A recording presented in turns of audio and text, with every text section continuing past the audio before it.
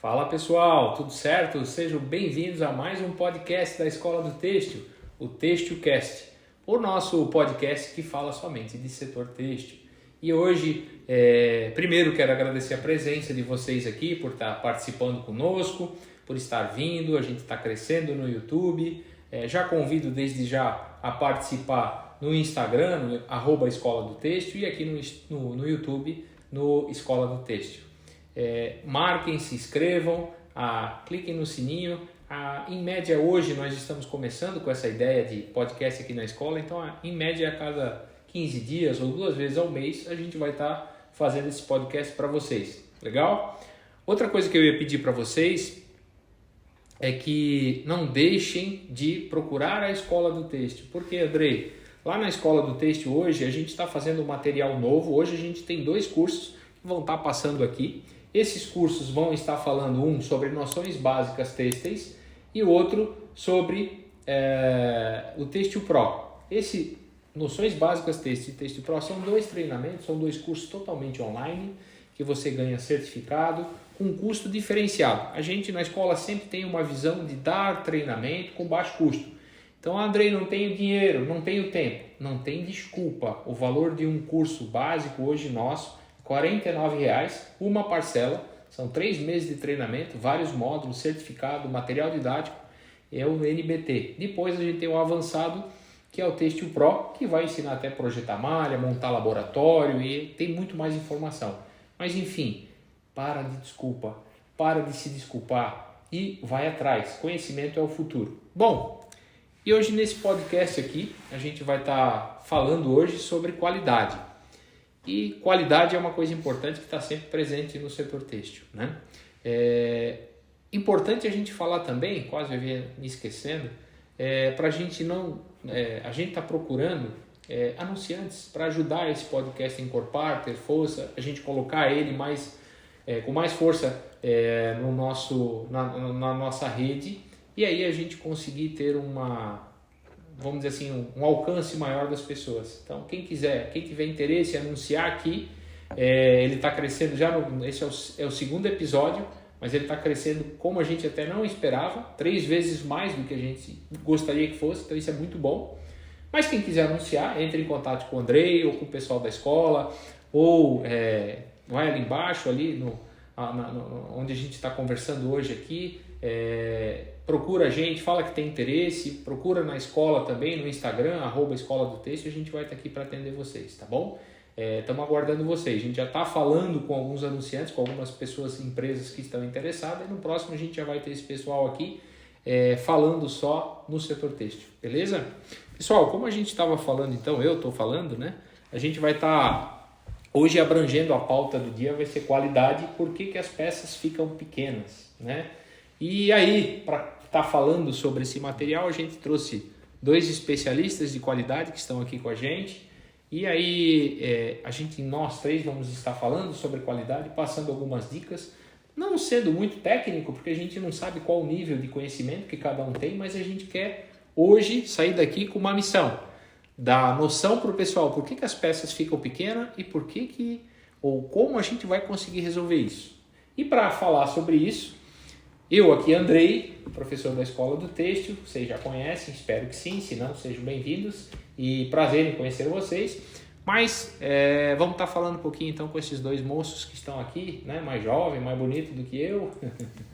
Primeiro vamos passar a palavra para ti então, Leonardo, quer se apresentar, por favor? Boa tarde, obrigado de novo por mais uma oportunidade aqui no podcast. É sempre uma honra estar aqui com vocês. Bom, eu sou o Leonardo, já tenho 15 anos de têxtil. Nesses 15 anos venho participando e tendo especialidade em vários ramos do têxtil, desde setor de corte, engenharia, produção, PPCP, gestão de projetos, qualidade, que é uma das especialidades que hoje a gente vai falar e aqui é uma das que são mais procuradas hoje em dia, né? Todo mundo quer qualidade. E fico lisonjeado pela oportunidade novamente e vamos bater um papo hoje aí sobre... Vamos ver o que vai dar, né? Vamos ver o que vai dar, né? Vamos ver o que vamos vai ver dar. O que essa conversa vai render, né? Legal. Alexandre, fica contigo aí, palavra. Boa noite, pessoal. Muitos aí já me conhecem. Os que não me conhecem, meu nome é Alexandre. Eu trabalho no ramo têxtil há 21 anos. Trabalho especificamente com produção, gestão, PCP. Já trabalhei em engenharia, cronoanálise, análise custo-minuto de peças, de facções, né? Então, se a facção está dando lucro, se não dá, então a gente faz um aparato, uma análise. E na parte de qualidade especificamente há 7 anos. Então, acho que essa conversa de hoje, esse bate-papo vai ser muito legal e estou ansioso. Legal. Todos os meninos aí, né? Todos 20 anos, 15 anos, parece tudo que tem 18 anos, estão tudo novo. Tá bem preservado, né? Tá louco. Essa tinta da barba de vocês está funcionando. Bom, eu já trabalho já... Eu tô no têxtil há 30 anos, né? Comecei com 5 anos de idade. Não, tô brincando. Mas estou já há 30 anos, esse ano fazem exatamente 30 anos que eu estou trabalhando no têxtil. Comecei na área comercial, né? Me especializei na área comercial e depois eu saí da área comercial e fui para o setor de desenvolvimento de produto, desenvolver malha, e aí trabalhei em fiação, tecelagem, tinturaria. E depois, por muito tempo de trabalhando nessa área, a gente entregava a malha certa e a peça ficava pequena. E aí todo mundo pensa que é sempre malha, né? Porque se a peça está pequena, a gente pensa que é malha, certo? Então é hoje que nós vamos estar discutindo isso. Depois de muito tempo, já tem uns 10, 12 anos, junto com esses meninos que fazem parte da nossa equipe também de consultoria da CST, nós viemos e estamos vindo desbravando, né, o setor, quebrando os paradigmas, os dogmas, o sempre foi assim, só contigo acontece isso. Mas eu acho que é importante a gente falar hoje para o pessoal aqui que está vendo a gente o que é qualidade, né? Então eu vou deixar cada um dar a visão de vocês, vocês são mais novos, né? Começa pelos mais novos, a dar a visão de vocês de qualidade e depois eu vou dar minha opinião, meu pitaco, né? Então, Alexandre, tu és um novo aqui, o mais novo hoje aqui no podcast, é a tua primeira vez, né? Fica mais nervoso, mas assim... o que é qualidade para ti? Qual é a tua visão de qualidade? Falando de maneira geral, o que é qualidade para ti? Vamos lá. Ela pode ser algo bastante complexo, né? Mas eu vou tentar resumir. Para mim, a gente atender as expectativas do cliente em todos os sentidos, né? Seja na qualidade do artigo, quanto na entrega, que também tem a ver com a qualidade especificamente. Uhum. Pô, foi bem específico. Legal. Foi até mais completo. Né? E tu, Léo, o que tu vê? O que é qualidade para ti, de maneira geral? Concordo com o que o Alexandre colocou. Sim, a gente tem que atender as expectativas do cliente. Só que antes de tudo a gente tem que conhecer que expectativa é essa, né? E saber primeiramente que qualidade não é só que a peça está bonita, a peça está feia, a peça tem defeito, a peça tem defeito. Qualidade, ela estende para tudo. Tu entregar na data, tu atender o custo que o cliente...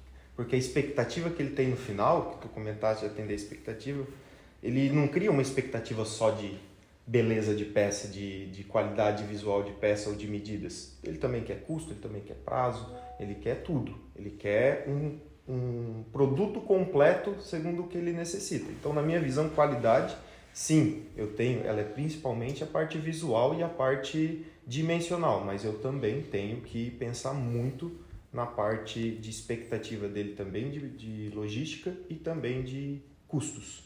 Legal. Bom, legal a visão de vocês. Eu sempre falo nos treinamentos, e a gente participa sempre junto disso, para mim, qualidade eu vejo em duas visões, né? E o que vocês falaram está perfeito. Quem ensinou vocês ou o que vocês aprenderam está muito bom. Mas eu vejo qualidade sempre duas visões, né? Que é em cima da expectativa, é o que vocês falaram, né? Quando eu falo expectativa é o que, Andrei? Não vamos ser técnicos, vamos dar análise simples. Eu e nós três vamos num bar tomar suco de laranja, né? E aí chegamos no bar, vê 3 sucos de laranja. E aí tem várias possibilidades de suco, mas malha é malha, Andrei. Suco é suco, não é assim? Vamos ver. Aí pedimos 3 sucos. Aí o garçom, preocupado com a qualidade, né, da entrega do bar dele, vai lá, faz 3 sucos com gelo, caprichado, laranja pima ou laranja egípcia, né? A melhor laranja que tem aí no mercado. Bota gelo, açúcar. Laranja penteada. Isso, canudinho, bota lá um enfeite, uma rodela de... Pensa num suco bonito, dá até medo de tomar, lindo. Mas o Alexandre não toma açúcar, eu não gosto de gelo e tu não gosta de canudinho, tu gosta de tomar no copo. Atendeu as expectativas? Não. Então não atendeu a qualidade? Não. De nenhum de nós? Não. Pô, mas o cara fez o máximo que podia, ele caprichou o máximo, gente, nós estamos sendo rigorosos. E é muito mais simples, é ter foco. Ou, tem duas formas de atender a qualidade que eu vejo. É o que o Léo falou. Qual é a expectativa deles? E aí o que o garçom deveria ter feito? Como é que o senhor quer o seu suco? Como é que o senhor quer o seu suco? Como é que eu quero o meu suco? São 3 pessoas que trabalham no mesmo negócio, fazem a mesma coisa com o texto e tudo mais, mas são pessoas diferentes. Pô, André, então a qualidade varia de 1 para 1? Claro, varia de 1 para 1. Então a primeira coisa é o que o Léo falou hoje, é perguntar o que é de expectativa. Senão ele fica, ele fez o máximo dele. A pessoa que fez o suco, a moça lá do suco que estava lá na cozinha, suando, olhando assim, meu Deus, será que eles vão gostar do suco? Tomara que eles vão gostar. E não atendeu a nossa expectativa, não foi um suco que a gente vai esquecer. Então faltou o garçom fazer uma coisa simples, como vocês querem o suco? Ou, pô André, mas aí ele vai ter que perguntar o suco para cada um, o cara vai ficar louco. É que nem na minha confecção, pô, vou ter que fazer a qualidade para cada um, aí eu tenho 5 clientes, eu vou ter que ter 5 padrões de qualidade, é ou não é? Tem outra opção, ele pode trazer 3 sucos, pode trazer o açúcar, o gelo, o canudinho e o enfeite, e cada um faz como quer. E ele padroniza o suco.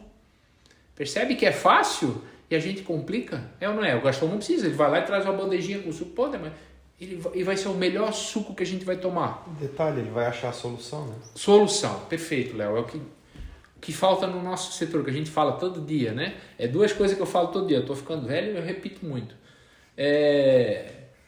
Desculpa, como a galera tem desculpa. Sempre foi assim, sempre deu certo, é só contigo. Mas sempre mandamos assim, funcionou. E se isso? Ou na qualidade o pessoal fala assim, ó. Eu acho que tá bom. Pra mim passa. Já ouviram isso? Eu acho. Não, pra mim passa. Se fosse eu comprar essa peça, nossa, tá show. Mas se fosse eu tomar o suco, tava ótimo. Mas tem açúcar, tu não toma açúcar. Eu tô brincando aqui com açúcar, com gelo, eu só fiz um exemplo. Tu toma açúcar, tu toma gelo, mas é só uma analogia pra gente entender que não é o que o garçom acha, é o que nós queremos. Isso é expectativa, né? Então é importante a gente falar isso. E aí, falando de qualidade, eu acho que é muito por aí, né? Eu acho que todo mundo aqui falou um pouco, especificou bastante, mas é isso, atender as expectativas, né? Então, e aí a qualidade, tem a qualidade que a gente brinca, né? A gente fala isso nos treinamentos e nas culturas, porque qualidade é uma cultura, tem que vir do dono para baixo. E tem 2 qualidades. Tem a qualidade quando eu vou comprar peça, poxa, que bonita, gostei, né? Eu vou analisar a peça, que é a qualidade na hora da compra, e depois a constatada, a observada e a constatada. Então, para comprar uma peça, a peça tem que estar bonita, bem costurada, certinha, com etiqueta e tal. E esse é o primeiro ponto da qualidade, né? O suco que chegou bonito. Agora, quando eu vou botar a boca e tomar, é a constatada. Sim. Que se a peça vai encolher, se vai manchar, se vai torcer. Então, às vezes o pessoal se preocupa muito, como tu falou, em fazer uma peça bonita e não se preocupa no pós. E aí, para finalizar falando de qualidade, senão nós vamos ficar aqui 3 horas, porque qualidade é uma coisa muito abrangente. As pessoas têm que entender que qualidade hoje não é mais só certo e errado. Ela afeta custo, produção, vários outros aspectos. E o mais importante que as pessoas não estão vendo, que é a recompra. Porque no Brasil, eu vou falar em Brasil, nosso podcast ainda está só aqui, quando for para fora a gente fala inglês, temos que melhorar o inglês. Mas, vamos melhorar. Como a gente está aqui no Brasil, nós temos uma cultura de que quando eu compro a peça, isso muita gente vai se identificar agora. Comprei uma peça, deu problema, deu defeito. O que a gente faz no Brasil? Mais de 90% das pesquisas que a gente faz no comércio, na empresa, nos magazines, dizem que não voltam mais para comprar. Eu perco o cliente. E pior, tu gera marketing negativo daquele lugar. Se ele for comprar então no magazine, que faz em 5, 10, 8 vezes, ele comprou a peça, parcelou, deu problema, ele já não compra mais, ficou pé da vida e ainda vai falar mal para todo mundo que não compra lá, porque ele vai ter que pagar 3, 4 parcelas daquela peça que era uma peça para ele sair, peça nova, peça bonita, que a gente brinca, né? Uma peça nova, peça para sair, e virou a peça para ficar em casa. Para lavar o carro, para fazer faxina. Ou né? a peça que você passou por irmão mais novo. Isso. Mas essa situação até aconteceu comigo. Eu já comprei uma peça, né? E tu é um especialista. Exato. Então eu tive no momento a qualidade percebida, né? Na loja. Eu olhei a peça, gostei e tal. E levei para casa, usei, lavei uma vez, ela virou basicamente uma roupinha de bujão de gás. Larga e curta, né? Como o Andrei mesmo especificou, eu basicamente não voltei mais para aquele local, né? Eu nunca mais comprei naquela loja especificamente. Então, tu é um especialista, tu tinha que fazer ter voltado lá para reclamar. devias ter feito um documento, devias ter feito uma informação, a minha formação, faz um laudo. Mas a gente não faz, gente. E detalhe, se por um acaso, continuando a analogia, eu for lá e comentar sobre esse lugar específico, tu vai me dar um feedback positivo ou negativo? Negativo, claro. Pois é. Então, não é que tu vai procurar, quando eu digo marketing negativo, tu não vai sair fazendo hater, essas coisas. Não. Mas se alguém um dia chegar para ti e perguntar sobre uma situação similar ou loja, alguma coisa, tu não vai ser positivo, tu vai contar a tua experiência ruim. Lógico, tanto é que nós trabalhamos juntos e eu nunca contei essa situação para vocês, né? Pois se soubesse disso já, né, tinha dado os porros. Né? Legal. Pessoal, interessante isso, interessante essa discussão que a gente está falando aqui, né? Eu vejo então que a gente, na qualidade, no texto, a gente tem que se focar em duas situações. André, mas eu vendo malha, tem nada a ver eu me focar com o cliente final. Tem tudo a ver. Quem vende a felpa, quem vende o algodão cru, quem vende o fio, a tecelagem, todos têm que se preocupar com o cliente final, porque se der certo, ele gostar, a qualidade for boa, ele compra de novo. É a recompra. Claro. Ele vira o freguês. Ele vira o freguês de frequência. Ele volta a comprar a marca tua. Tu não precisa estar sempre procurando cliente novo, porque ele está ali, está só esperando tu lançar a coleção e vender. E essa pessoa, o cliente final que paga tudo, vai voltar toda a cadeia para trás. Ele vai fazer a confecção produzir mais para fechar o pedido, ela produzindo mais, ela vai tingir mais, vai comprar mais fio, vai tecer mais, entende que volta para trás? E é bacana que normalmente, quando a gente acaba conversando com pessoas do começo da cadeia, lá do início, eles quase não se preocupam com o cliente final, mas eles não sabem que quem impulsiona todo o financeiro deles é justamente aquele cara que está comprando. É engraçado o que tu falou, é uma coisa que perguntam muito para mim, né? Como eu já estou ficando velhinho... Eu estou muito no mercado, a gente conversa muito com magazine, tinturarias, tecelagem, confecções de grande, médio, e porte pequeno e gigante, mas enfim, uma coisa que o pessoal toda semana vem me perguntando. Desse ano, então, eu nunca vi perguntar tanto. Como é que está o mercado, Andrei? E aí agora eles estão preocupados com o mercado. E quem é o mercado? É o cliente final. Sim. E se eu não tiver um trabalho bem feito, né, a gente vê grandes organizações perdendo venda, quebrando... Porque o pessoal não compra, eles não querem mais. E as pessoas têm que entender que a qualidade ela atinge muito, principalmente o público de classe média, tanto média baixa, média alta e a alta também. O cara que compra uma camisa, o cara é maneira de dizer, o cliente final que compra uma camisa, paga uma camisa R$600 e dá problema, é caro também. Mas ele tem um bichinho aqui com a boca aberta, Andrei, né? Ele tem que usar aquela marca. Ok, ele tem que usar aquela marca, mas também tem que ter qualidade. Cada vez mais o dinheiro vai ficando caro. O cliente final, o freguês, ele vai procurar onde a loja, a marca, o lugar, enfim, que ele vai ter mais conforto de compra. Conforto de compra, ele comprou, usou a peça, usou de novo, usou de novo, usou de novo, usou de novo. E aquela peça foi se mantendo, ela não precisa ficar exatamente igual, mas ela se continua com vestibilidade e usabilidade, aquela peça. Legal. Então, a gente pode, até evoluindo a nossa conversa, a gente pode dizer que atender às expectativas é uma situação primordial. Sim. Mas além de atender às expectativas, o produto têxtil hoje tem que ter durabilidade. Isso aí. Né? Ele tem que durar. Claro que não vai durar 10, 20 anos, não é isso, mas ele tem que ter durabilidade, né?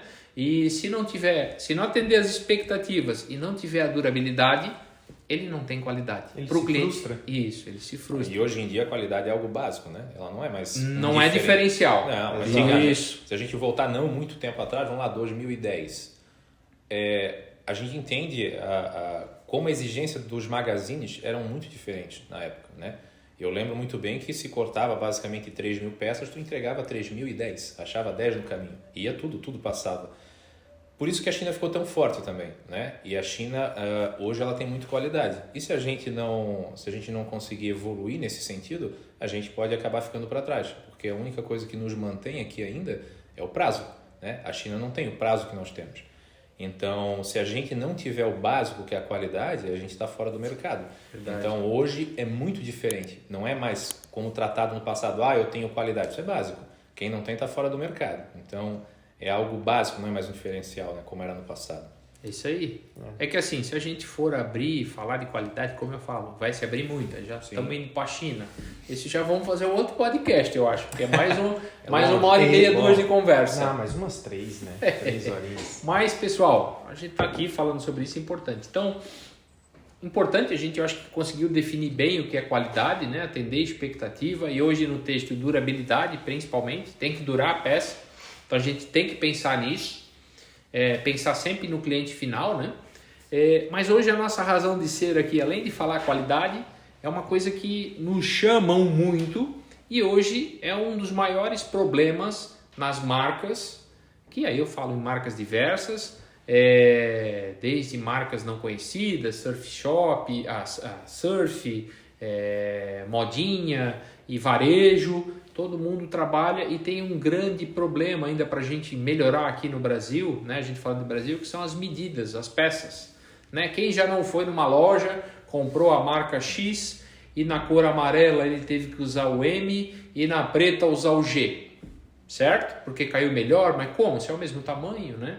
Então hoje quem está mais avançado nesse quesito de tamanho de peça, que cobra mais, né, que é mais exigente, ainda são os magazines. Eu estou dizendo que são mais exigentes, mas tem marcas que são mais exigentes ainda que o magazine. Mas de maneira global, os magazines que tu citou agora, né, são que no varejo trabalham com grandes volumes, tem um número de lojas gigante, e não importa se eu vou comprar na loja do magazine aqui, nós estamos em Blumenau, ou lá em São Paulo, eu tenho que usar o mesmo G.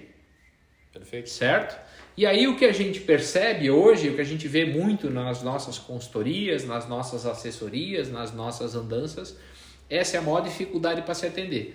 Para a gente entender para a gente falar sobre isso, discernir sobre isso, eu vou pegar então o magazine, que é mais rigoroso, certo? E aí a gente hoje tem uma variação de tamanho, vamos pegar um básico para a gente falar. Uma camiseta, t-shirt, tamanho M, né? Em média com 70 centímetros de comprimento. Então o magazine hoje em média aceita de 1,5 centímetro de variação, ou seja, uma camiseta que ele compra 70 centímetros no tamanho M, vamos ser rigorosos, vamos botar 2 centímetros de variação. Eu posso entregar para o meu magazine, se eu for entregar e vender para ele, de 68 a 72, 2 centímetros para baixo e para cima. Tem magazines que estão trabalhando com 1,5 e tem magazine que trabalha com 1, né? E essa é uma grande dificuldade que o setor tem. E todo mundo fala que o grande problema é o quê? Malha. Porque se encolheu a peça é malha, André. Certo? Não é isso que eles falam pra gente? São as frases mais fáceis. Né? É malha. É o que né? eles falam, sim. Mas hoje a gente, então, eu separei aqui, acho que 5 pontos pra gente falar. Tem mais, André? Tem, pode ser mais. Mas vamos falar de 5 pontos. Qual a visão que vocês têm? Se realmente esses 5 pontos que eu marquei aqui pra gente estar falando... Estou mais ou menos dentro, se eu não estou muito fora. Entender o porquê que acontece o problema de encolhimento para o pessoal que está lá vendo a gente em casa, na empresa, no escritório, no barzinho, tomando suco de laranja, né? Tomara que seja suco de laranja. Sem canudinho. Um dos problemas que eu vejo, que a peça fica menor, fica pequena, realmente é malha, né? Por estatística, nós trabalhamos muito estatística, porque qualidade é controle, controle gera número, certo? Então, com os números que a gente tem dessa longa data aí, né? O mais novinho é tu, Alexandre, que tá só quantos anos no texto? 21 anos. 21, tu tá quanto? Não, eu sou mais novinho, eu tô com 15 anos. Ah, o Léo é o menino, não. Tá bom. Mesmo assim, nessa decorrer desse tempo que a gente tem ali, né? A malha, sim, é um problema, pode ser um problema, né? Não a solução. E pelo que a gente viu nas nossas andanças, a malha ela representa de 60% a 70% dos problemas. Opa, André, então malha realmente é o grande vilão? Não é o grande vilão, mas é um deles, pode ser, né? Que nós não um podemos dos pensar. maiores. Mas é onde mais apresenta problema ainda. Então vamos pegar um número mais arredondado: 60% dos problemas de peça pequena é malha, certo? Vocês concordam? É isso?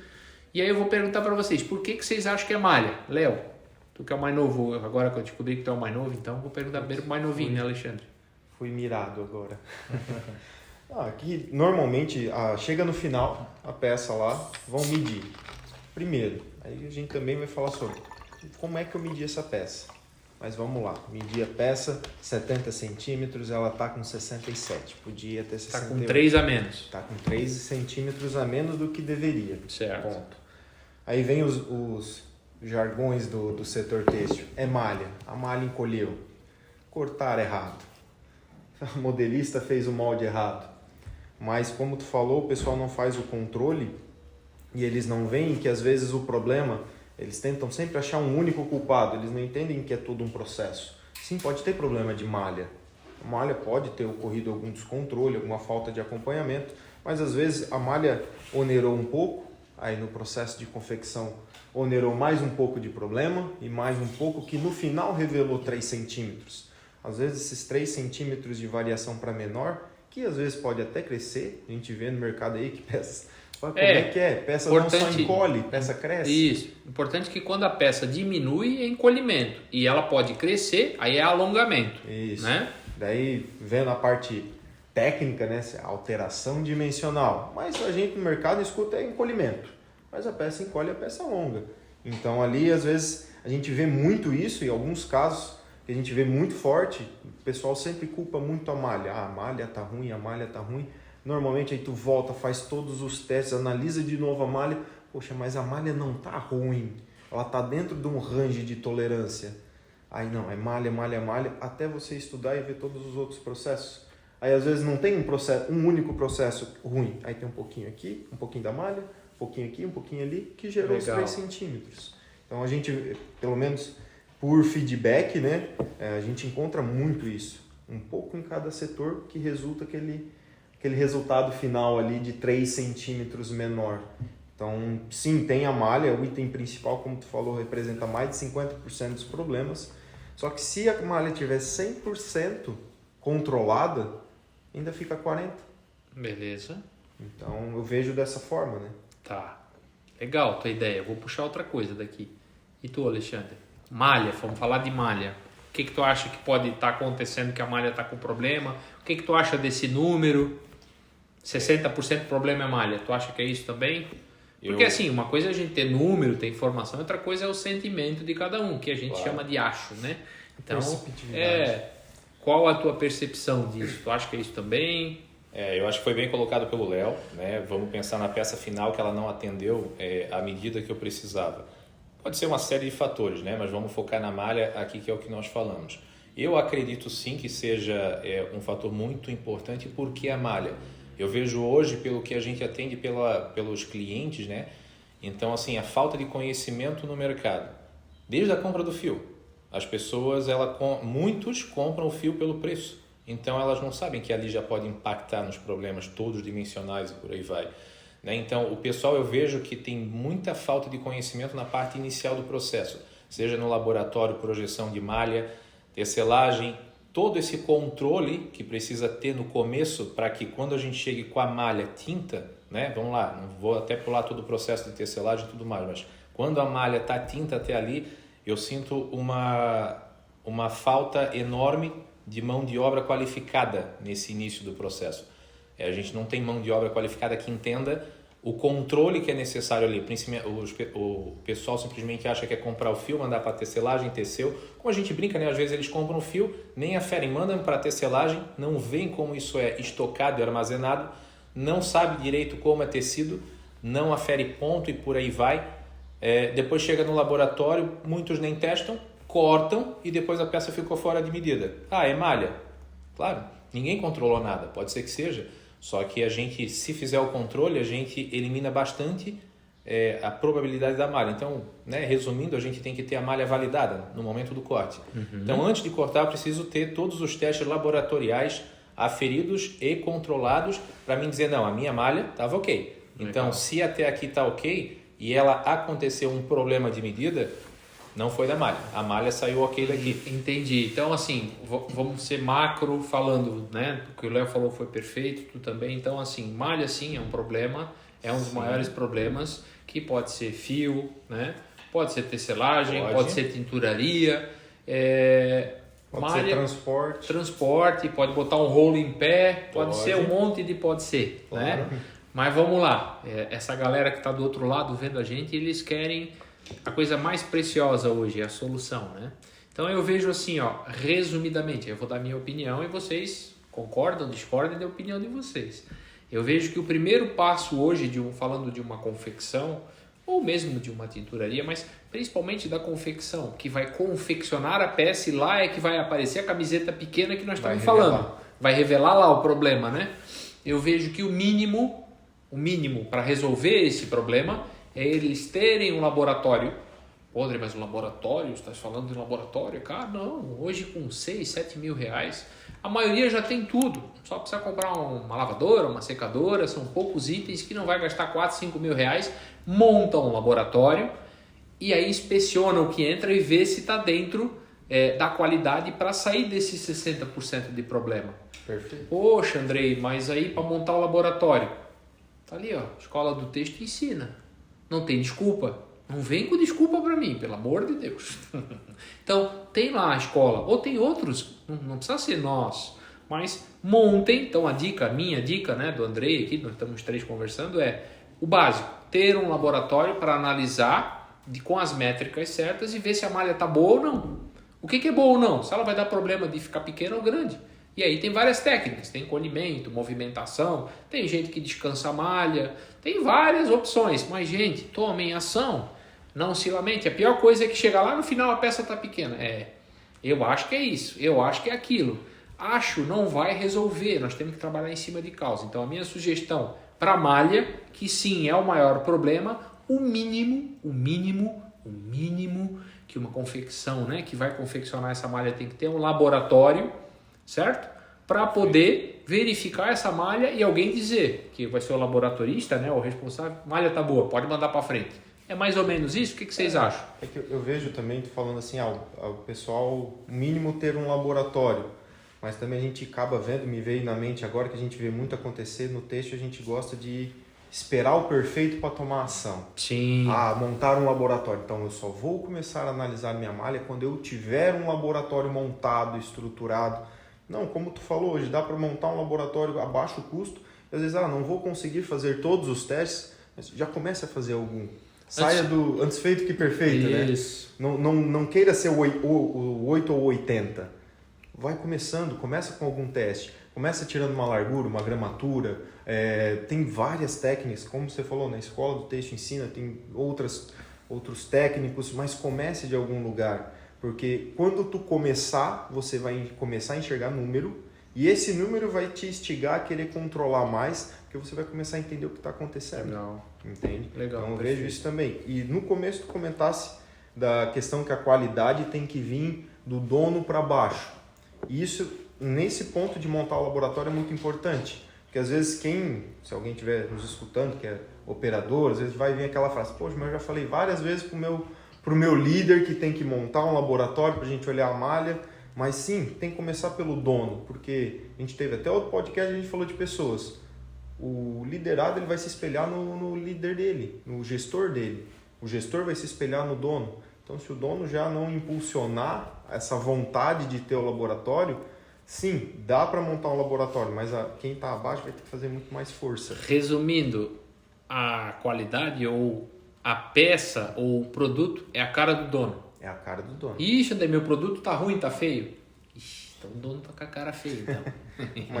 mas é bem isso. Mas dono, é isso, claro. A gente tá brincando, mas é isso, claro. A gente vê nas andanças, quando o dono ele tem a vontade, ele quer o resultado, flui muito mais, funciona muito mais rápido, sem impactos, sem resistências, do que quando é uma coisa que a empresa precisa, mas eu falo o dono, mas às vezes é um líder, um gestor, necessariamente não é o dono, mas a liderança não acredita ou não acha importante. E o importante, quando eu não tenho controle, eu vou arrumando desculpa.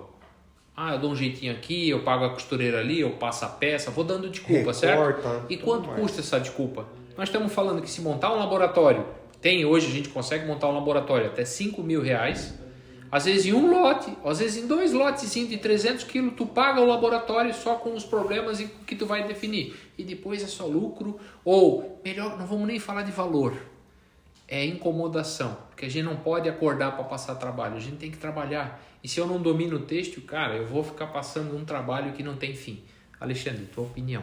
Tu acha que o laboratório ajuda, é uma boa opção? Eu estou dando a minha sugestão, vocês dê de você. O Léo já passou algumas outras informações também.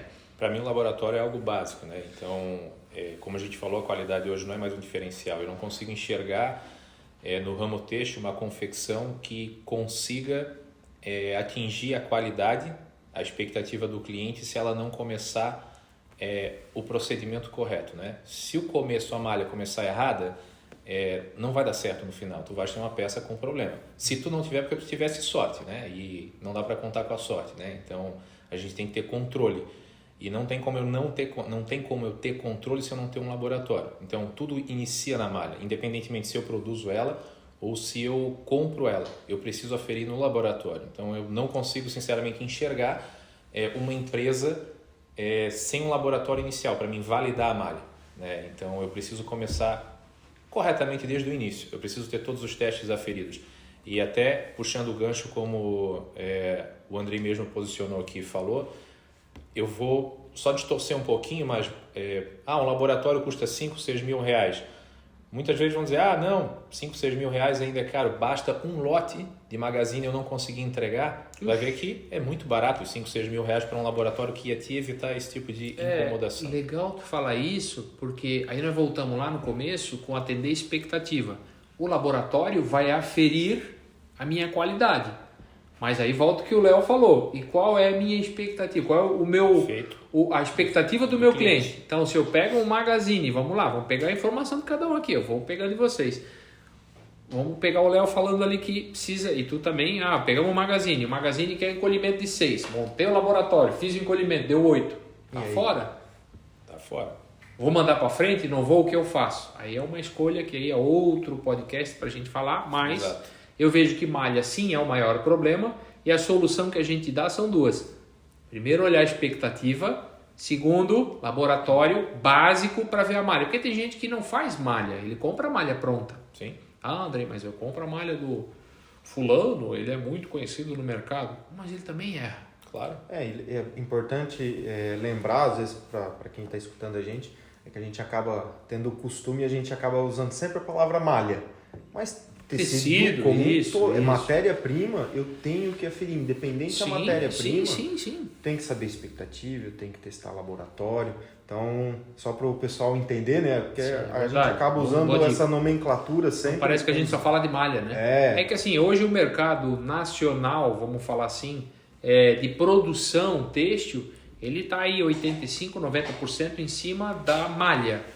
André, mas tem muito tecido plano? Tem, mas muito vem plano, jeans, vem sarja, fora. O plano, a sarja, o jeans, nós somos campeões. Soubemos fazer bem e fizemos internamente. Mas o forte do plano ainda vem de fora. Mas tu falou perfeitamente. Independente se seja malha, plano, é praticamente o mesmo laboratório. Né? O mesmo as máquinas são as mesmas? São as mesmas. Então, beleza. Falamos de vamos lá. Malha é o primeiro. O segundo que eu coloquei para conversar com vocês, aí nós temos mais especialista do que eu aqui, modelagem, né? O molde. Né? A gente vê por muito tempo modelistas, muitas evoluindo, né? Vários sistemas evoluindo, melhorando, mas muitas vezes eu também vejo erro e falha, porque o ser humano erra e falha. Mas vocês já perceberam que quando a peça está pequena, primeiro que eles falam é malha, aí isso é a malha. Segundo é o modelista. Esse é molde, modelagem. E aí, é modelagem? Como fazer para não ter o problema? O que tu acha? Eu acho que tem problema sim de modelagem. Muitas vezes nós não temos o controle e as métricas certas lá no laboratório. E aí nós usamos a modelista para dar o jeitinho. O que é o jeitinho? Eu tenho um molde para fazer esse copo. Só que às vezes a malha encolhe, cresce, mais, menos, aí eu faço molde. Quando eu vejo, eu tenho 40 moldes para fazer o meu copo. Teu copo. que eu estou brincando, né? Nós estamos falando de malha, mas é a mesma coisa, né? Eu vejo muito isso. Então, muitas vezes se culpa a modelista por fazer isso. Claro que só faz com a gente o que a gente deixa, mas não tem como. Se a modelista está na pressão, o pessoal está cobrando, ela vai achar uma solução ou uma desculpa, que eu falo, e ela vai fazer isso com maestria, legal, só que às vezes o problema não está lá com ela, está na malha. É que às vezes a modelista ela fica muito, ela acaba, vou usar o termo, diminuindo o incêndio, que ela nunca acaba indo, ou ela, ou o setor, enfim, a empresa não vai para a causa, ela não vai lá atacar a causa. Às vezes ela não vê nem a costura, né? Se alcançou, né? A gente vê modelistas, às vezes, de grandes empresas ou pequenas empresas, ou até mesmo terceirizado, que nunca teve oportunidade, ou nunca foi no chão de fábrica para ver como é que acontece, porque, não te cortando, mas é ali onde nasce tudo. É ela que vai criar toda a modelagem que vai ser produzida uma peça. Então, ali ela tem que construir tudo baseado em uma expectativa de medidas, porque se ela não tiver medida, uma ficha técnica, qual é o comprimento, é 70 e não é, quais são as medidas que ela vai trabalhar, ela não vai conseguir desenvolver um molde. Mas partindo do pressuposto do copo, né? Gostei do exemplo. Eu tenho meu molde prontinho, o copo é esse, acabou. Aí a malha veio, encolheu, cresceu, torceu, ela vai ajustando o molde. Quando tu fala de 40 moldes, a gente vê muito acontecer. Lá no primeiro molde eu tinha a peça, ela dava sempre certo. Aí cada vez que vai chegando um lote de matéria-prima diferente, eu vou dando um jeitinho. Lá no 40, se eu pegar aquele molde e comparar com o primeiro... Qual? Eu estou numa curva gigantesca. Entendi. Sabe? É um outro molde, é uma outra peça. Aí nesses acontecimentos o pessoal culpa a modelista. Tá vendo como o seu molde tá errado? Uhum. Mas é porque ela sempre foi apagando o incêndio, jogando uma xicrinha de água no incêndio, ajustando. Nunca atacou a causa. Na verdade, ela errou tentando ajudar a produção que estava errando na malha, né? Isso. E acaba tendo isso e ela ficando tão sobrecarregada, porque para quem está nos escutando e é modelista, posso falar porque eu também sou, é complicado tu ficar ajustando o molde toda vez. Imagina, como a gente está usando o exemplo do Magazine, que são vários pedidos, imagina a quantidade de lotes, eu ficar fazendo ajuste de molde lote a lote para poder fazer uma produção, e aquele sentimento de fiz o ajuste certo, porque às vezes modelagem tem curvatura, tem ponto de nó, tem cavas, e fiz o ajuste certo, não fiz certo. Você pode perceber, conversar com toda modelista, tu começar a falar de molde, ela sempre vai ficar mais nervosa, mais ansiosa. Por quê? Porque a todo momento ela está preocupada se aquela malha vai dar certo, se aquele molde vai dar certo, como é que está na produção, como é que não está na produção.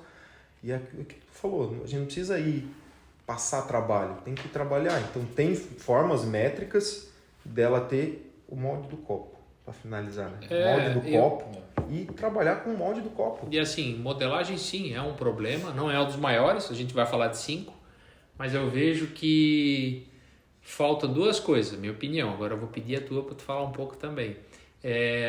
Primeiro, ela aferir e conferir tanto o que sai no papel, no corte e nos setores, se a costura está dando o que ela tá pedindo ou não, né? Essa é uma situação, fazer o controle, né? E ela ter tempo para fazer o controle. São duas coisas, controlar e ter tempo. Acho que falta muito mais isso do que a experiência elas têm, né? Sim. A maioria que a gente conhece são muito feras. O que tu acha, Alexandre? Eu vejo que a modelagem não é o fator, do meu ponto de vista, tá? Mais impactante no problema de medidas. Mas o pessoal fala, né? Fala bastante, né? Muito. É como tu mesmo falou, ou é malha ou é modelagem. Sim. Mas não, nem sempre, né? A gente vai vir os próximos ali que a gente vai ver que tem outros muito maiores. Mas a modelagem em si, assim como o Léo exemplificou muito bem, muitas vezes quando o problema acontece é porque a modelista, na melhor das intenções, tentou corrigir um problema da produção no molde. Eu já trabalhei em algumas empresas que tinha isso que o Léo exemplificou. Vai lá, tem 40 moldes da mesma referência. A referência tal, número 1, referência tal, número 2. O que é isso? São os lotes de malha. Está errado. Né? Não pode, o molde é um só. Então, se eu tenho um problema na malha, eu deveria ter corrigido lá. Então, quando eu vejo que o problema na modelagem acontece, a maior parte das vezes é porque a modelista tentou corrigir um erro que já era da produção. E muitas vezes ela consegue ainda salvar. Muitas vezes ela consegue. Muitas vezes ela salva. mas quando ela não salva, o problema passa a ser dela. É que ela acaba criando uma desculpa. Eu uso muito esse termo, não é que ela está pedindo desculpa, não. Uma desculpa é um jeitinho de fazer a coisa acontecer. Exato. Né?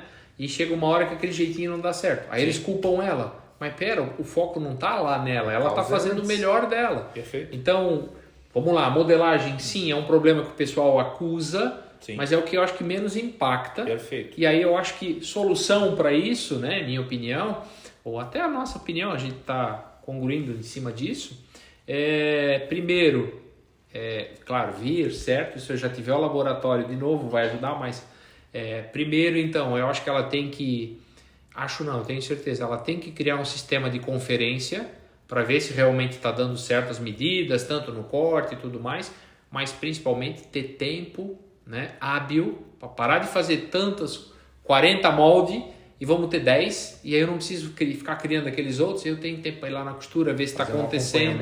Um acompanhamento. Eu não vejo hoje mais isso acontecer, é difícil. Então precisa desses dois. Então falamos de malha, falamos de modelagem. Aí, puxando a modelagem, o pessoal fala depois que é corte ou infesto, né? São dois outros vilões que a gente fala. E o corte e infesto, eu também acho que são problemas, tenho certeza que também impactam diretamente no tamanho da peça, como a gente está falando, porque hoje, no que a gente vê aí, o pessoal não tem um bom controle no seu infesto de estiramento. Veja, eu não estou falando de máquina, equipamento, nós temos equipamento moderno, infesto automatizado, corte automatizado, tudo de primeiro mundo, grande tecnologia, mas falta às vezes aferimento, manutenção e as métricas que a gente vai usar em cima, né? E técnicas, né? Saber tirar o máximo daquele equipamento. Isso, perfeito. Não adianta eu ter uma Ferrari e andar 60 por hora numa estrada de barro, né?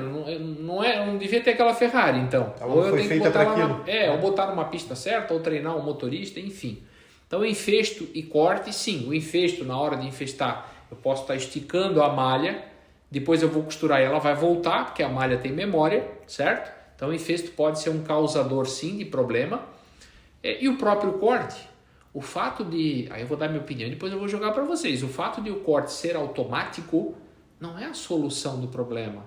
Ele vai ser mais rápido, mais eficaz, você vai tirar mais corte, menos mão de obra, menos sacrifício, ok. Mas se eu não tiver controle em cima, de novo, vendo se a faca está molada, se tem distanciamento, enfim, várias coisas, altura de infesto, são várias situações que não tem como a gente elencar todas, mas de novo, criar procedimentos de controle e cuidados preventivos para que isso funcione, porque eu vejo que o infesto e o corte, sim, podem estirar muito a nossa malha e toda vez que eu estiro, ela vai querer voltar para sua memória e fica menor. O que vocês acham? Agora eu começo contigo primeiro. Então, o Léo está tomando um cafezinho ali. Eu acho que está perfeito, né? Esse sim eu concordo que é um fator que impacta bastante nas medidas. Corte e infesto, se a gente falar corte e infesto, sim, vou concordar. E se eu puder separar, eu vou dizer que o infesto é um percentual muito maior do que o próprio corte. Né? Então, ali sim acontece muito estiramento, a gente acompanha nas consultorias, a gente aplica uma ferramenta, né, de controle disso. E eu lembro a primeira vez que a gente aplicou essa ferramenta numa empresa a qual eu atuei, e que nós tínhamos um número bastante absurdo, né? Então até eu fiquei assustado. De estiramento. De estiramento de infesto. E era uma coisa que nós não havíamos controlado até então, era algo novo, uma ferramenta desenvolvida por nós CST. Então nós tínhamos, vou resumir aqui, em um mês de controle, deu um índice de 67% de reprovação de infesto. Então, atacou-se o problema em cima, que obviamente dava problema de medida. E a gente não sabia o que era. Não sabia o que era. Né? Então, era malha, era modelagem, o que é? Tudo isso que nós estamos trabalhando e tratando aqui, mas ninguém se levantava a hipótese, pode ser infesto. Né? Então, de fato, com essa ferramenta a gente viu que é infesto, e dentro de 3 meses esse índice de 67% de reprovação ele passou a ser 91% de aprovação. O que foi feito? Conversa junto com os fornecedores de corte e infesto, acompanhamento em loco para ver o estiramento da máquina do fornecedor. Então, entenda que é uma ajuda mútua, não é simplesmente fornecedor tem um problema, resolve. Não, né? Às vezes é conversar com ele, cara, eu estou com um problema aqui, né? É ajudar, é parceria. Por quê? Se ele está com um problema e ele não sabe resolver, o problema, adivinha, vai ser teu também. Né? Então, essa troca de figurinhas, esse controle dos números apresentando para fornecedor, ou seja, um corte interno, mudou completamente a realidade da empresa. Né? Um problema enorme de medidas que tinha naquela empresa em relação ao corte em festo, resolveu-se e hoje o índice de aprovação de corte em festo nessa mesma empresa é de 98 por mês, 98, 99%. Então, ao invés da gente falar que está rejeitando quase 70%, nós estamos aprovando quase 98%. Perfeito. Show, diferente. Então, visão tua, resumida, em festo, acontece mais e dá essa virada com conhecimento de controle. Exato. E tu, Léo, o que tu acha do corte? Tu que é um especialista em corte. Até porque foi a primeira área que eu comecei lá com 15 anos atrás, auxiliar de infesto. Então é onde tudo começou. Eu vejo que muito, desde lá atrás, passando por todos os setores, mas como esse foi o primeiro, é aquele que a gente sempre guarda lá no fundo do coração, né? Mas o infesto a gente vê, e não só falando de infesto e corte, mas para todo o setor vocês vão identificar isso. O quanto a evolução veio, como estavas falando, tecnologia, maquinário, tudo se atualizando em todos os setores. Vem tendo essa evolução, essas viradas de chave de produção de tecnologia. Mas mesmo hoje, fazendo as consultorias, indo nas empresas, eu ainda enxergo muito pessoas aplicando a mesma métrica do que eu aprendi lá 15 anos atrás, de como infestar, de como altura, de distância, de método. Então eu vejo que não só, como o Alexandre falou muito bem, conversa, alinhamento, treinamento. Às vezes o cara foi colocado ali, você vai fazer assim, vai estender. Mas vamos lá, desculpa te cortar e já te cortando. Falaste de 15 anos atrás, né? Tu és um menininho sem barba ainda. Tá crescendo. Ô Léo, 15 anos atrás a gente quase não via corte automático. Tu não devia ter corte automático. Era na faca. Beleza. Aí hoje o corte é automático. Isso. Evoluiu. Aí resolveu o problema? Não, porque o problema ainda continua exatamente o mesmo. Porque a máquina automática ainda já sumiu o meu calozinho, mas tinha o calo. Quem é cortador vai se identificar com essa frase, o calo no dedo. Mas lá o problema sempre era o operador. Por quê? Tu comandava a máquina. Certo. Só que na máquina automática é a mesma coisa. É o operador que comanda a máquina. Então, se ele não usar a técnica correta, o método correto, ele vai cometer, não de propósito, né? Mas ele vai cometer o mesmo erro de quem faz a máquina manual. Lógico. Vai escutar, não, quem vem de máquina automática vai querer me matar. Não, porque a máquina automática entrega mais segurança. Concordo, mas se o operador não for bem treinado, ele pode colocar uma configuração errada, uma pressão de vácuo errado, uma entrada de quadrante errado, uma velocidade incoerente. Ele pode fazer N configurações na máquina e vai cometer o mesmo erro. Interessante. Então, nós aqui falamos já de 3 assuntos. Então, malha, vou fazer o dedinho assim, né, para a galera ver lá. Sim. Malha, laboratório. Nós resumimos para, pelo menos, começar laboratório. Início, né? Perfeito. Modelagem, né? Então, malha é um problema, solução, laboratório. Modelagem é um problema que a gente falou, não é tão impactante, mas é. Então, lá na modelagem precisa de controle, né? E tempo, para que a modelagem vá até os setores e o que ela está planejando, ver se está concretizando. E agora, infesto e corte, pelo que eu estou entendendo, pelo que a gente está conversando, é método.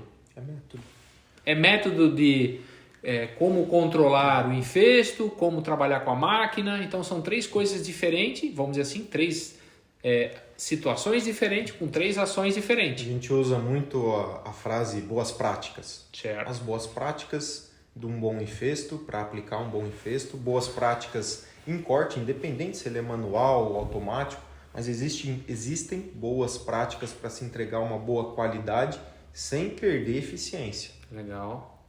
Mas então a gente consegue ver isso, né? Outro assunto que eu separei, legal, acho que está bem claro isso aqui, né? Esses 3 problemas e essas 3 soluções. Depois eu volto de novo para a gente não esquecer. O outro assunto que eu separei é estampa. Quando eu falo estampa, mais estampa localizada. A gente vê muito, né? Aí sim a gente sente tecnicamente falando, mas nem tecnicamente. Não vamos puxar para o lado técnico muito hoje. A peça cortada ir para a estampa e ela voltar menor. Voltar com outra cor. Mas vamos falar hoje de tamanho. né? Ela voltar menor. E aí, isso acontece bastante. Aí o pessoal vai encaixar a frente com as costas e a frente fica menor que as costas. É isso? E aí vai dar o problema de tamanho também, certo? Certo. E aí? Agora é tua vez, Léo, de falar primeiro. Às vezes cresce, né? Às vezes cresce, às vezes a frente fica maior que as costas. Dinheiro também às vezes aumenta, né? É a melhor possibilidade. Mas cresce, verdade. Mas geralmente diminui, né? 95% das vezes diminui. É raro a gente escutar alguém falar. Aí o pessoal, desculpa te cortar de novo, mas o pessoal bota a frente, estampa, vai encaixar com as costas, fica menor. Aí o que o pessoal faz? Não passa as costas, aí fica os dois menor. Só que a peça fica pequena. Problema de medidas tu vai ter igual. E aí? É isso mesmo? Que daí vem o controle de estampa. Porque desde que a gente começou lá da malha falando, parece um pouco insistente, mas é o tal do controle do processo, acompanhar o processo. A estamparia também, eu tenho vários formatos. Falando só de estamparia, tirando sublimação, qualquer outro aplique. Porque se encaixa mais também, ou menos, mas vamos na estamparia que é o maior caso. É um exemplo muito bom, mas eu tenho a manual, eu tenho a semiautomática, eu tenho a automática, eu tenho inúmeras marcas de equipamento que entregam técnicas diferentes. E aí, o suco de laranja, com todas as técnicas eu vou rodar do mesmo jeito? O operador vai utilizar a máquina do mesmo jeito? Então, novamente vem a parte do método. Entende? Então, quais são as boas práticas de estamparia?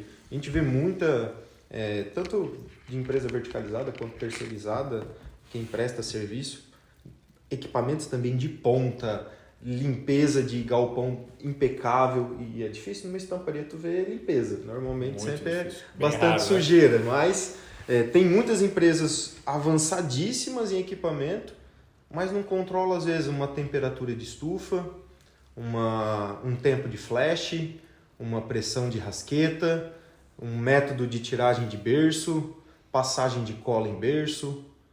Quem não é de estamparia é falar grego, mas eu ia falar. Quem é de estamparia vai se identificar. Sim, então, sim. São coisas básicas, como lá no infesto, estavas falando, a altura de infesto, tudo mais. São coisas, a gente fala básico, mas às vezes quem não controla acha que é difícil, né? Mas quando a gente fala básico é de fácil controle. É de muito rápido tu identificar e buscar uma solução. Então, sim, se eu não controlo esses fatores básicos e tem N's depois disso ou antes disso, eu vou ter uma peça menor. Vai trocar tonalidade, vai queimar. Às vezes a gente tem que voltar todo o processo. Às vezes a estampa não seca direito, gruda na peça, também transfere. Inúmeros problemas. Legal. Então, na tua visão, é muito controle. Na estamparia, controle. Aí eu vou provocar tu agora também, né? Ele falou de controle, mas ele falando eu tô vendo uma situação. Aí eu quero perguntar para ti. E método?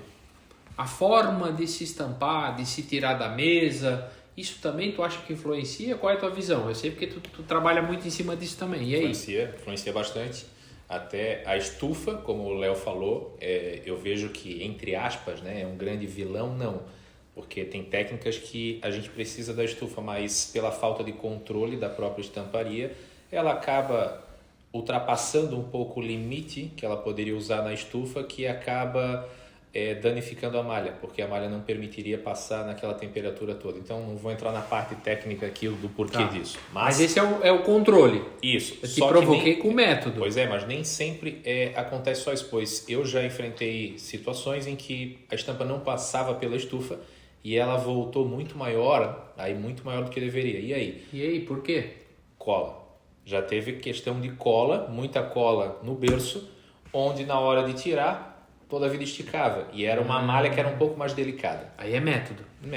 Ou seja, talvez, vamos lá, desculpa te cortando de novo, mas já cortando, nós estamos aqui para cortar o outro, né? No texto é bom, se tivesse uma tesoura, eu cortava tudo. Falar, vou trazer uma tesoura. Eu provoco, brinco, mas eu corto às vezes só para falar. Então, para o pessoal de casa entender, nem todos são da área de estampa, então eu boto uma peça em cima de uma mesa, que a gente chama que é o berço, passa uma cola para a peça não mexer, para a estampa não borrar, e aí quando eu tiro, puxo, se eu botar cola demais eu puxo a peça e ela fica grande. Isso, perfeito. É isso? Aí se eu puxar no comprimento, ela fica grande no comprimento, e se eu puxar numa ponta, aí ela vai ficar torta, que o pessoal acha que é torção. Então, legal. Então, o método que eu te falei tem tudo a ver com o que eu te provoquei para tu falar sobre isso. Então, é Sim. isso. Então, cola, por exemplo, e método de tirar da mesa é uma outra situação. Sim. Então, interessante, ó. Já estamos no quarto aqui. Então, no quarto problema, que eu separei 5, mas tem 20. Eu peguei os 5 maiores. Os mais agressivos. No quarto, a estampa, então, é método, ter o método correto, né? O controle correto, temperatura, velocidade, tipo de estampa, conhecimento, vareta, pressão, ter controle, ou seja, ter procedimento controlado e o método. Perfeito. O famoso TP, que a gente brinca muito, sistema TP, aqui invoca. É um vilão. É um vilão, né? E o que é o TP, Andrei? TP é o TP em inglês, né? É o famoso toca o pau, não é isso? É isso.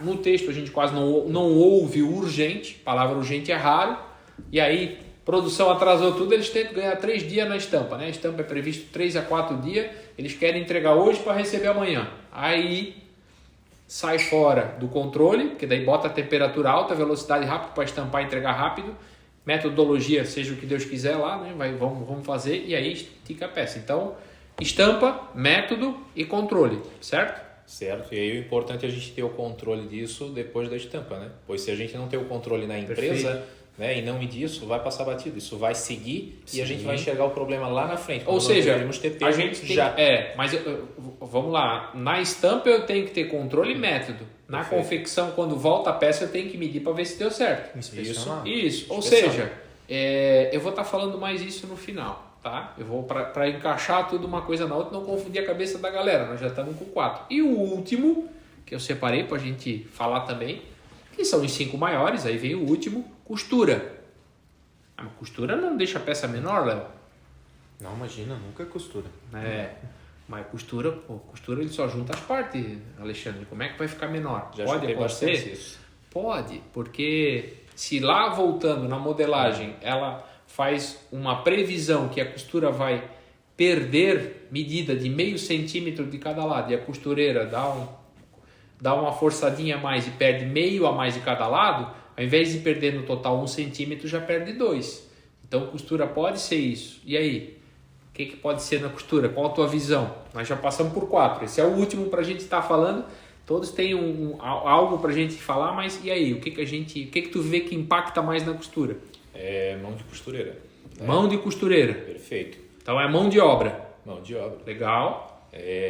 Vou citar um exemplo aqui. Onde Só não cita nome, por favor. Tá bom. Jamais. Só não pode falar o meu nome. Não estava nessa.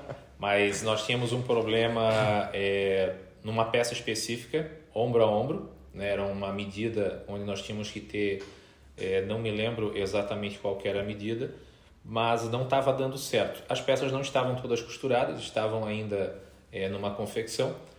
Nós pegamos algumas peças e costuramos elas internamente, né? E bateu a medida. Ou seja, o problema não era a modelagem, não era a malha, como a confecção. Não era malha, não era modelagem, não era enfeite, não era corte, não era estampa. Porque foi validado internamente e deu certo. Então, inspetores foram junto lá na confecção e viram que no ombro a ombro, a modelagem, ela tinha uma curva maior no ombro, né? Só que a costureira, na velocidade que ela queria fazer, para bater meta e eficiência...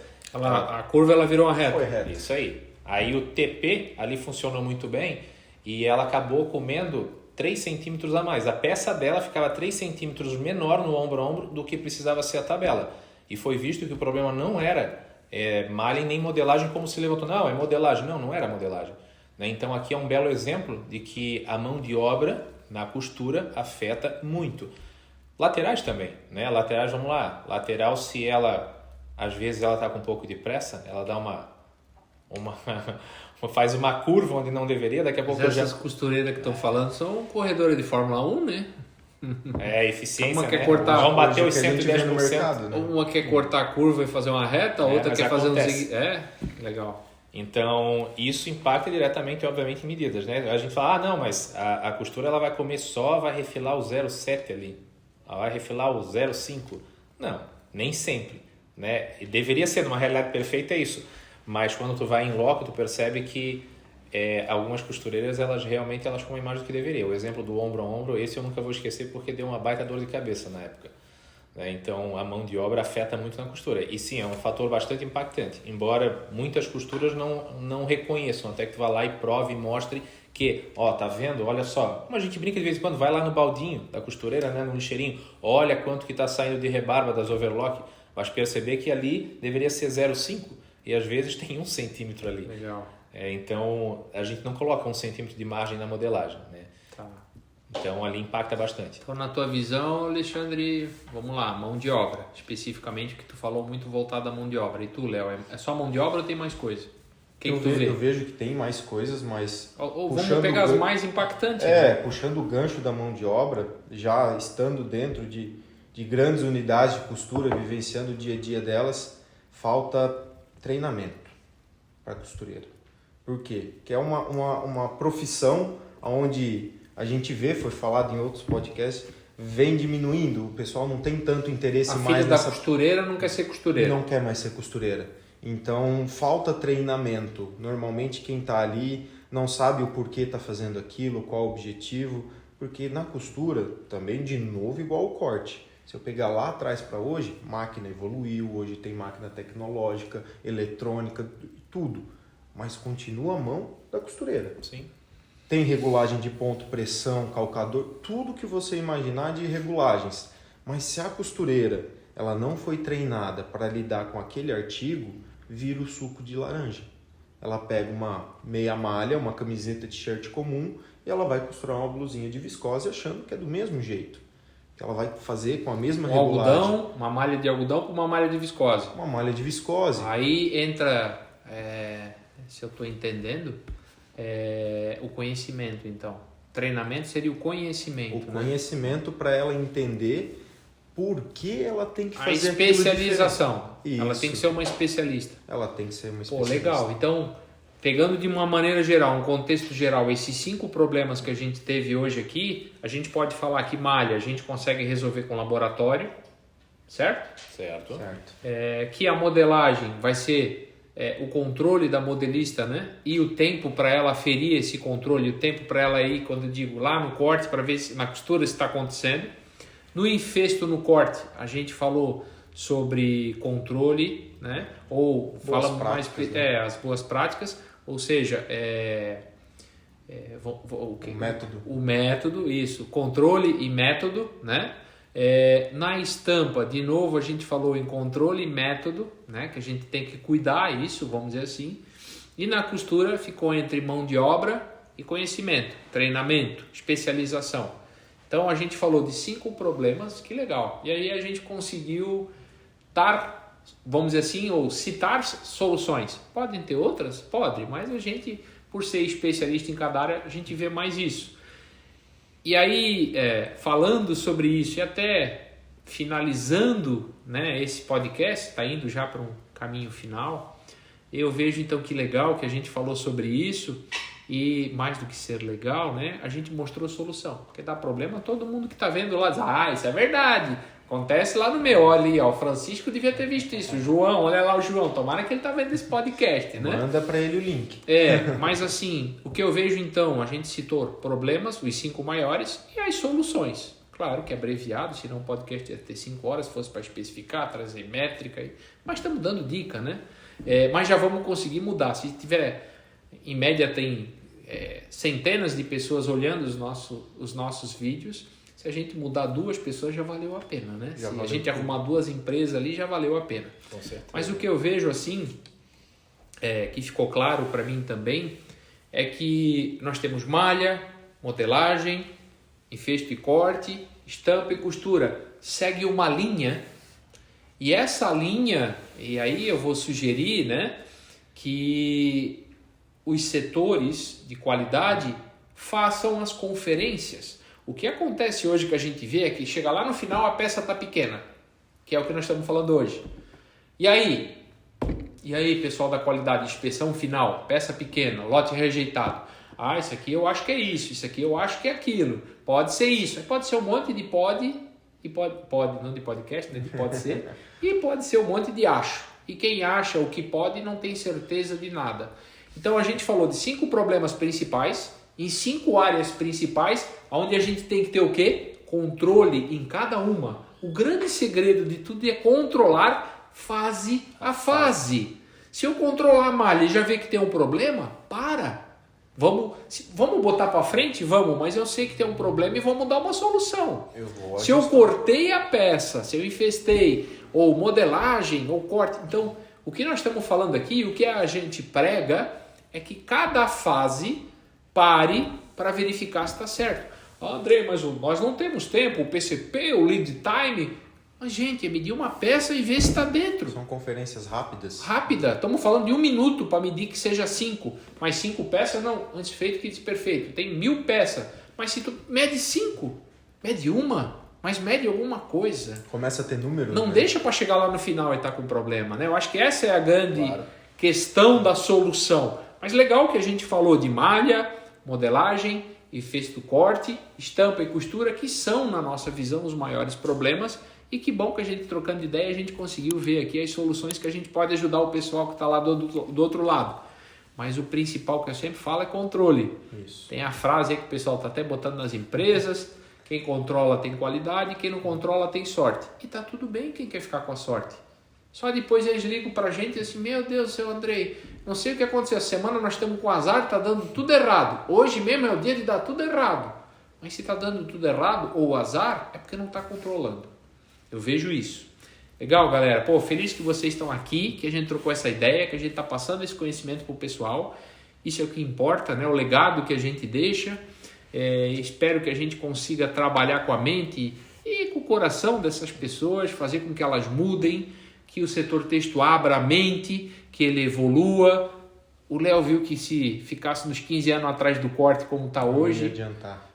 Até pode ser que a qualidade ia ficar boa, Léo, mas o volume de produção ele não ia conseguir alcançar. Ele precisa de um corte automático, ele precisa de evolução. Sim. Né? Então, importante que a gente conversou sobre isso. E aí eu quero, resumindo isso aqui, eu fiz ali cada setor, que o importante é o controle, mas eu quero tuas considerações finais, para a gente ir finalizando na nossa reta final. Tua consideração final dessa conversa, esse bate-papo que a gente teve hoje aqui. Consideração final, né? A gente sempre está tratando bem resumidamente. Sim. Mas consideração final, reforçando o que tu disse, o controle fase a fase vai nos mostrar a resposta que a gente sempre busca. Que tu falasse, a peça tá com problema de medida no final, eu acho, pode ser, eu acho, pode ser. Só que quem é que está respondendo essa pergunta? Quem é que está respondendo o eu acho? Se você controlar fase a fase, eu brinco de botar o dedo na ferida. Você vai lá e vai botar o dedo na ferida. Você vai encontrar o eu acho. Não vai existir mais o eu acho no final. Tu vai saber aonde aconteceu. E lógico, às vezes o controlar a qualidade, resumindo, não é só coisa boa. Às vezes vai ter números ruins para tratar. Mas o segredo é controlar para tu gerar plano de ação de melhoria. Senão a gente sempre vai ficar no sempre foi assim. Essa malha sempre encolheu, essa peça sempre deu problema. É o sempre. A gente acaba caindo num ciclo vicioso de sempre achar que tudo é aquele problema. Então, faça diferente. A dica final eu deixo para vocês, faça diferente, comece a controlar. Nem, como o Andrei falou, nem que seja uma peça, 2 peças, 3 peças, vai construindo esse padrão de qualidade na empresa que vocês trabalham, ou no setor que vocês trabalham, para que consiga resolver e parar de usar a palavra eu acho, ou eu sinto, ou para mim não dá. Comece a controlar, comece a identificar os problemas e tudo é de forma rápida. Então, para finalizar é isso, controlem. E o controlar não é burocratizar o processo, é fazer inspeções rápidas que te traga resultado para você poder fazer uma melhoria. Porque tudo que lá na frente a costureira acaba fazendo tudo rápido, porque lá atrás já atrasou. Se lá atrás eu já tivesse controlado, teria chegado melhor na costura, a costureira conseguiria ter tido uma mão mais profissional para fazer, um tempo mais hábil, uma técnica mais hábil, poder ter feito um treinamento. Ou seja, se eu controlar fase a fase, não basta só controlar no final, controla desde o início, que você vai ajudar o setor final, que é onde revela todo o problema. Então, para passar a bola para o Alexandre, né? Controlem e comece a gerar plano de ação de melhoria. Nem que seja uma ação de mudar o copo de lugar, mas se mudar o copo de lugar já ajudar em alguma coisa, já está suficiente. Legal. Mudar a cabeça. E agradecer também, né? Mais uma vez participando aí com vocês, fico bem contente e que aqui é um ambiente que cada vez mais vindo aqui com vocês, se sente mais à vontade, porque de coisas a gente fala aqui, de coisas que a gente gosta, que é o têxtil, que é prazeroso, pelo menos para mim, Leonardo, é prazeroso o têxtil. Legal. Então, agradecer e passar a volta para nossa amiga Alexandre. Consideração final tua aí de hoje, desse bate-papo. Acho que o Léo falou, exemplificou muito bem, né? A questão é controle, a gente controlar. Quem não controla não tem qualidade. A gente não pode ficar na palavra eu acho, né? E para eliminar, a gente tem que ter certeza, não pode ter o eu acho. E para a gente não ter o eu acho, eu não vejo outra forma não ser tendo controle. Puxando um pouco o gancho do que o Andrei falou, mas o PCP precisa entregar. Gente, uma coisa que não se negocia com o cliente, pelo menos eu nunca vi, é a qualidade. Né? A qualidade pergunta, o cliente chega e vai negociar contigo, eu preciso para tal data, a tal preço, tudo isso se negocia. Agora tenta negociar com ele, eu até te entrego nessa data, mas assim, a qualidade tem como a gente pular a inspeção aí, ninguém vai aceitar. Então, qualidade não é negociável, né? Agora, preço, prazo, tudo isso tem como negociar. Então, controle é básico para a gente parar de falar eu acho. A gente tem que ter certeza, né? Para ter certeza, para tomar um plano de ação corretamente e mudar a realidade, tá? Então, o meu ponto de vista é esse, controle é básico, precisamos ter para mudar a realidade das empresas no âmbito qualidade. E quero agradecer a oportunidade de estar aqui, né, com vocês, quero agradecer o espaço, ao Andrei, que muito me ensinou, né, muito do que eu sei aprendi com o Andrei, né, tenho um carinho e um respeito enorme. Então, mais uma vez, muito obrigado. Obrigado, legal. Os 2 meninos aí que viraram grandes homens no setor têxtil, são reconhecidos por onde vão, a gente fica contente de ter contribuído com isso, mas vocês contribuem muito mais com a gente, sempre falo isso. Gente, eu queria falar uma coisa que é importante, que vocês falando agora eu vi sobre qualidade, né? A gente falou de malha, modelagem, vários setores e tem que controlar. É importante a gente falar que a qualidade, quem faz a qualidade são esses setores. Andrei, mas quem faz a qualidade é o setor de qualidade. Não. Quem faz a qualidade, essa é a palavra muito importante que a gente tem que gravar. Vai pro corte aí, galera. Qualidade, quem faz são todos. São os setores. Quem faz a qualidade do corte? É o setor de qualidade? Não, quem faz a qualidade do corte é o pessoal do corte. Quem faz a qualidade da costura? É a inspetora de qualidade que a gente fala? Não. É a costureira. Então parem de pedir de criar desculpa, de pedir desculpa e dizer que a qualidade... É o que eu brinco, qualquer dia o café tá fraco, o cafezinho tá fraco, não, a culpa é da qualidade, porque é a qualidade que tem que controlar o café. Não, quem faz a qualidade do café é a moça ou o moço que fez o café. Então é importante a gente falar disso tudo que a gente falou, que qualidade é atender a expectativa. Quem é que faz a qualidade do suco que a gente falou no começo? Aí a moça lá, André, que tu falou que tá lá na cozinha fazendo suco. Não, a qualidade começou com o rapaz que não pediu, o rapaz é o garçom, que não pediu o que a gente queria. Então quando eu tenho uma empresa, o meu comercial já tem que saber o que é qualidade, ele já tem que saber o que ele vai vender para o outro. É ali que começa a qualidade. A qualidade também começa quando eu vou comprar o fio. Se eu não souber o que eu vou comprar um fio de má qualidade. E vamos lá, um fio de má qualidade, eu não vou conseguir fazer uma malha boa. Então, fica aqui hoje uma coisa importante, eu não posso deixar de falar isso, nós falamos de qualidade dos problemas, demos as soluções, legal, show de bola, achei que foi muito produtivo, mas a gente tem que dizer sempre que a qualidade, quem faz, são as pessoas, são os setores. Não deixem a qualidade olhando para vocês aqui, não deixem a qualidade para o setor de controle da qualidade. Controle da qualidade, controla a sua qualidade, ela não faz a sua qualidade. Quem faz a sua qualidade é você. Legal? Bom, agradecer a presença dos nobres e ilustres colegas. Também lembrar sempre o pessoal aí de procurar a escola. Lá a gente tem conhecimento, né? Temos novidades ainda para esse ano.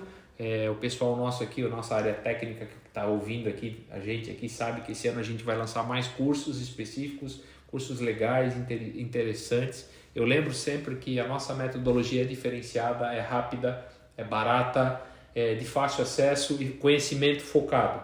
A gente transfere conhecimento e experiência para vocês em pouco tempo e vocês se tornam especialistas no setor têxtil.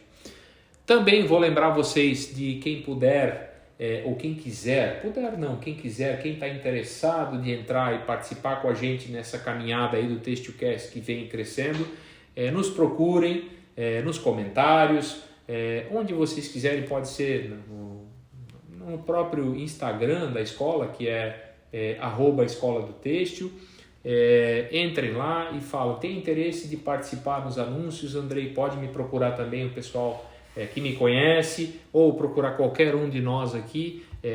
Os dois são professores da escola, estão montando cursos de treinamento também, para a gente conseguir ter um resultado legal para vocês, tá bom? Falar que a escola está sempre à disposição, procurem, divulguem, porque só o conhecimento vai transformar o setor. Eles, eu e outras pessoas nos transformamos com o conhecimento. O conhecimento é que faz a gente dominar o setor. Se a gente não tem conhecimento, a gente não domina. A gente vai ser dominado. Aí a gente não acorda para trabalhar, a gente vai acordar para passar trabalho. Aí tudo isso que a gente falou, que todo mundo aqui viu, escutou, se identificou, tudo é conhecimento. Tudo se resume a conhecimento. Então agradecer muito ao Alexandre, obrigado pela tua primeira participação, que seja a primeira de muitas. O Léo já é a segunda, então já são muitas, né? De dois episódios, tu já tá nos 2 aí, mas vou dar chance pros outros, né, Léo? Só tu também não dá, né? Quem manda ser especialista em um monte de coisa. Agradecer a todos, pedir para que vocês novamente se inscrevam no nosso podcast, no TêxtilCast, está lá no YouTube, Escola do Têxtil, se inscrevam, cliquem no sininho. Cada 15 dias, essa é a nossa meta, a gente quer crescer para toda semana, para isso a gente precisa da ajuda de vocês, então cliquem lá, falem para os seus amigos, enfim, obrigado mais uma vez por estarem aqui, obrigado por todos que estarem participando e até a próxima, galera, valeu, obrigado!